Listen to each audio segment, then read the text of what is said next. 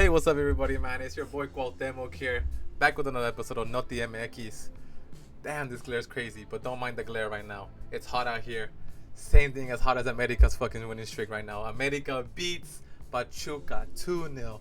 Igor Livnowski with the tap in, and Alan Saint Magnifique. I'm telling you guys right now, Magnifique is the real deal. And I know we start talking about this and that. Let me tell you this. They compared him to Jeremy Menez. A Jeremy Menez who had there's no comparison. A Menez who was 32, no actual physical attributes, lacked pace, didn't have strength, didn't do the 1v1 very well. A great finisher and a great, I guess, in the box poacher, but Maximin's a different player. Stronger, more ability, agile, and he came with more of like a chip on his shoulder, and I think that's the difference between him and even Javido. Javido was a very much a letdown, but same thing. Javido, he's quick and agile, but he doesn't have the strength. Like, dude, Maximin is a big dude. He's strong, and I think that's gonna be the difference maker. That jump, the acceleration that barely in players have with that strength is gonna be tricky. Fidalgo with a great game again, and you know what? People are not minding to hear this, bro, but Fidalgo. If Fidalgo can get his papers right in January of 2026, hear me out. Fidalgo, Selección Mexicana, here we go. We have no player like him in the midfield. And I know we have younger players coming up, and yes, that'll stop him, but Fidalgo to the Selección Mexicana, I'm not saying it. It's closer than ever, I believe. Since Fidalgo didn't leave this summer, I think now his chances become even more. Aguirre wants him in the Selección, let's be honest, he does. America has those connections. My opinion, obviously, I think out of all our naturalized players, Fidalgo will be the best one by far, and uncomparable to the other ones, in my opinion. So what do you guys think? Fidalgo Selección. All around, America played amazingly. Defensively, we've looked so much better. Reyes is the CDM. I'm liking that role. For him. Jargina put this team back together. Now, after the break, we'll see how they can play. Let's get straight to the league, guys. Starting out with the Toluca game. This Toluca game, man. 3-1. Vega, Morales, and an autogol, I think, Torres. And then Najera scored for San Luis. Toluca's playing good. Toluca, like I said, last week was a stumble because they had the leagues coming in between. They played better, and they played to full potential. After the break, this league's going to get chippy. The next game, Juarez versus Mazatlan. Juarez beats Mazatlan 1-0. A penalty in the 10th minute from Estupiñán, who's off. Honestly, if Estupiñán gets his goals together, I can see him going to a Tigres, a Monterrey, and America maybe. Yeah, maybe I gotta see his age. I'm not sure. I mean, he's in his early 30s maybe. He's in the room to be a striker in a better team. And this Juarez team, I told y'all, bruh. This Juarez team keeps on winning. We need to understand. They're a modest team, but they keep winning. And as they should. And the next game we're going to talk about, fellas. Monterrey beats Puebla with a hat trick. Sergio Canales. The fourth goal coming with Lucas Ocampos. And Puebla. Can't catch a break. They played good team with a good team. Lose. Yes, but Marin scores. And Carlos Alberto scores the second one.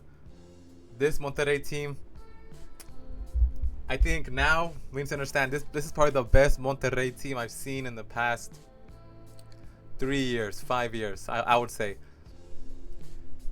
And I'm going to say this. They look like a title winning team. This team is playing, they're attacking.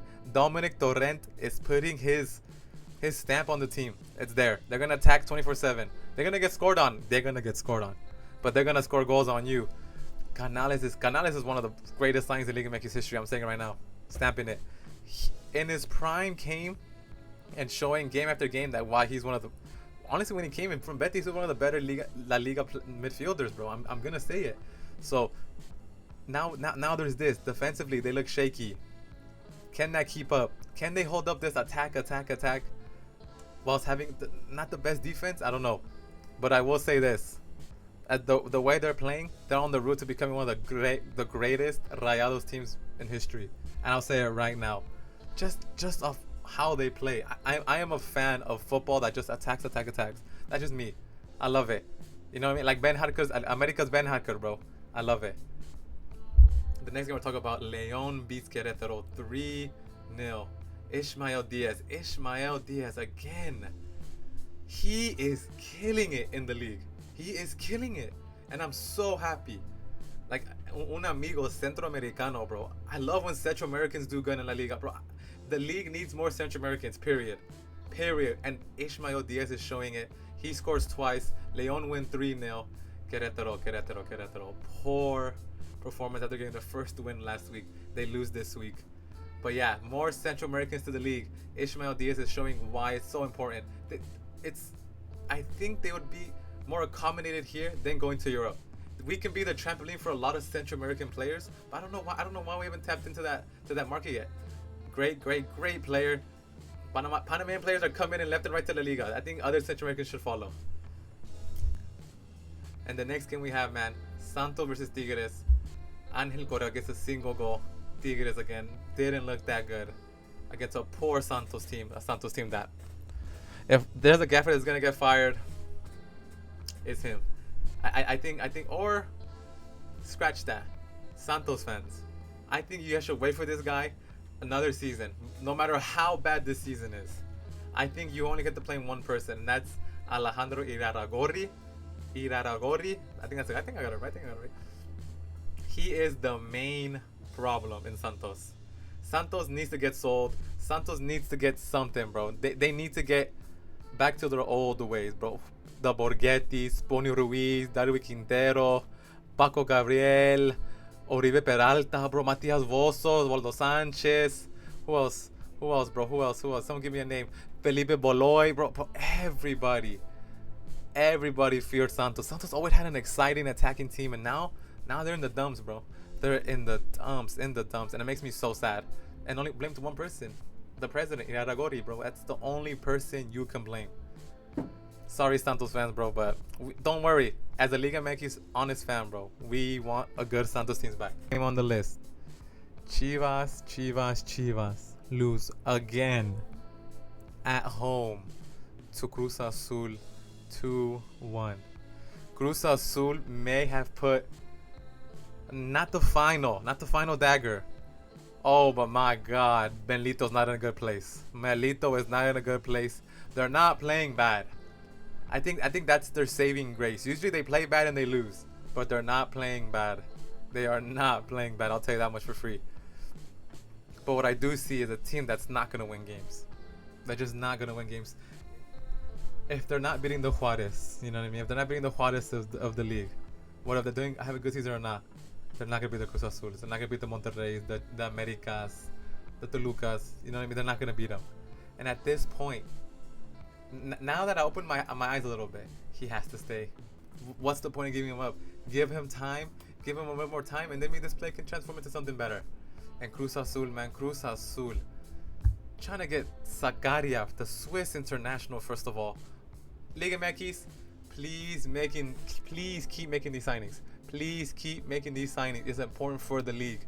Dude, I don't care if you go for anybody, bro. Seeing these type of signings coming to the Liga MX, bro, so positive, so important, bro. And if he comes, bro, W, and then now it's gonna have more competition, bro. That's all I want. Competition. And it just makes Mexico look better as a whole. Our selección is looking a little bit shaky, but our league is always gonna hold up. And the next game, bro, Tijuana smacks Necaxa 3-0. Frank Boya scores twice. Castañeda gets the second goal. And all I got is, Adonis Preciado. Adonis Preciado gets the last goal. Necaxa is on a downward spiral, and no one saw it coming. Not this fast, at least.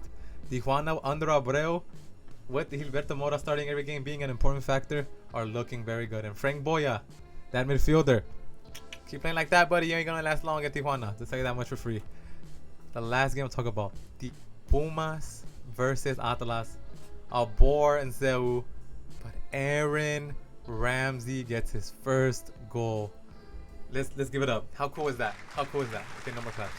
How cool is that, bro? Aaron Ramsey. Who would have thought, bro? Aaron Ramsey will be doing the Messi thing on a rainy morning in Ciudad de Mexico, bro. Who would have thought? They win 1-0. Frank Juarez again gets a little push, a little fresh, like a little fresh air, because he was under some pressure. But now with this win, they put him on the table. I think put him like 10th in that sector. They're doing better. With that being said, fellas, that wraps up the Liga MX. Not the MX, jornada 7. Everybody, thank you guys for watching, bro. Like it up, please share. It's been your boy Cuauhtemoc. Keep moving forward, never look back, always stay up. Peace.